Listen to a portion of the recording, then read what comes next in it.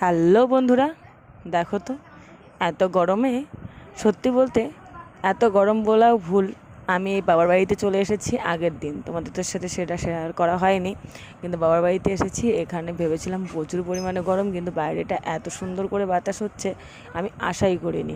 শ্বশুরবাড়িতে সবসময় গরম গরম গরম ভোগ করতে করতে ভেবেছি হয়তো এখানেও সেরকমই গরম আছে। তো এত পরিমাণে হাওয়া হচ্ছে, সেই হাওয়া দেখে শান্তি পেয়ে গেলাম।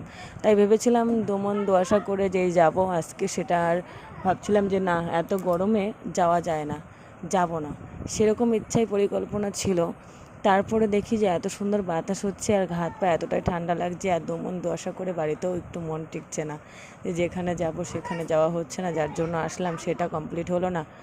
সেই ভাবনা চিন্তা করতে করতে মনটা আর ভালো লাগলো না, তাই বেরিয়েই পড়লাম।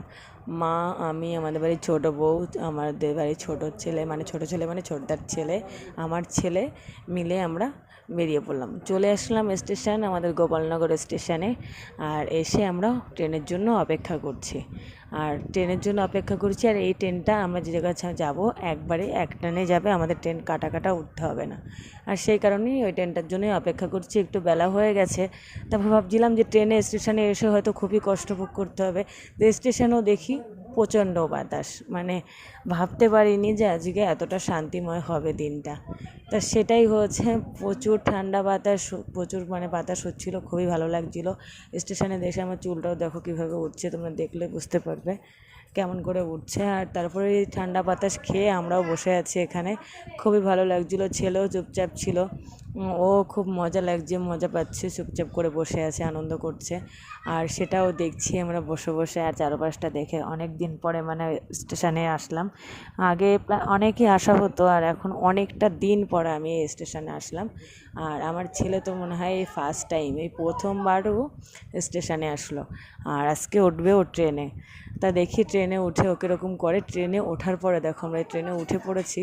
ট্রেনে উঠেও দেখো সেই শান্তিময়, মানে শান্তি, মানে চারিদিক থেকে বাতাস আসছে, আর ভিতরটা পুরো ফাঁকা, কোনো লোকজন নেই। আর দুপুর টাইমটা এসেছি প্রায় 11টা, সাড়ে 11টার সময়, আর সেই ট্রেনে আমাদের কোনো লোকজন ছিল না, একদম ফাঁকা ফাঁকা এসেছি। আর পাশটা দিয়ে জানলার পাশে বসেছি, সুন্দর বাতাস আর ফাঁকা জায়গা। ছেলেও দেখি কোনো জ্বালাতন করছে না, ও ট্রেনে উঠে ভারী মজা লাগছে, জানলা দিয়ে দেখছে বাইরেটাও কিন্তু খুব সুন্দর লাগছিলো। ধানগুলো পেকে গেছে, পুরো লাল হয়ে রয়েছে, সবটাই মিলেমিশে খুব ভালো লেগেছে।